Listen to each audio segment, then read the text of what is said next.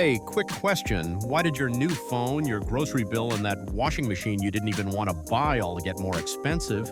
It might not be inflation or even supply chains. It might be tariffs. Yeah, those boring tax thingies you skipped over in econ class? They're low-key robbing your wallet. But what even is a tariff? Who's putting them in place? And why does something happening in Washington or Beijing make your shopping cart $37 more expensive? Today we're going to break it all down, from history to modern trade wars to whether tariffs are actually helping you or just making stuff more expensive. Let's get into it. A tariff is basically a tax on imported stuff. So if the US puts a 25% tariff on steel from China, that steel costs 25% more when it enters the country. But guess what? Companies don't just eat that cost, they pass it on to you. Your $500 washing machine? Now $560. Your $20 bottle of French wine? Try $25, it's like a stealth tax. You don't see it on your receipt, but you pay it every time you buy stuff made abroad, or stuff that uses stuff made abroad. Back in the day, like 1930s Great Depression vibes, America loved tariffs. The Smoot-Hawley Tariff Act raised tariffs sky high to protect American jobs. Spoiler, it backfired. Other countries slapped tariffs on us, trade collapsed, and the global economy got even worse. Fast forward, after World War II, the US was like, okay, chill, and started lowering tariffs through global deals like GATT and eventually the WTO. By 2016, tariffs were the lowest they'd been in US history, like 1.5% on average. And that meant cheap imports, TVs, clothes, electronics, all from overseas. Your wallet was vibing. Then in 2018, President Trump pulled a U-turn. Steel, tariffed. Aluminum, tariffed. Half of all Chinese imports, why up? Slapped with 10-25% tariffs. Why? To fight China's unfair trade practices and help American industries. What happened? Prices went up. Washing machines, prices jumped 12% in months. Cars, $300 more expensive on average. TVs, toys, laptops, phones, everything imported from China, pricier. The Trump administration said it was worth it to protect US jobs, but economists were like, yo, Americans are paying billions extra per year just to buy the same stuff. It was basically a trade war, and you were funding it, one target runner at a time. So when Biden came in, did he kill the tariffs? Not really, most of them stayed.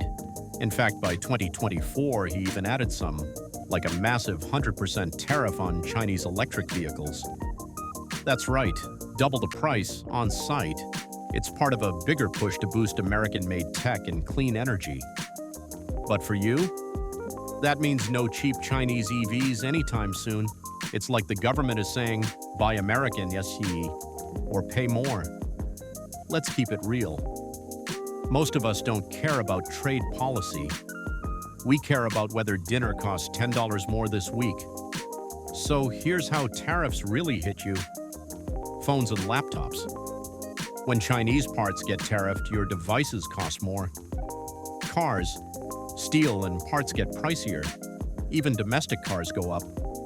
Groceries, canned food, cheese, and wine all got more expensive during recent tariff fights. Home appliances, that tariff on washers, it cost American consumers $1.5 billion total, for real. Some tariffs are hidden in the supply chain, but they still end up in your bill. Okay, so it's not all doom and gloom. Tariffs can protect US industries. They can bring back jobs or push companies to build factories here. Samsung and LG literally opened US washer plants after tariffs hit.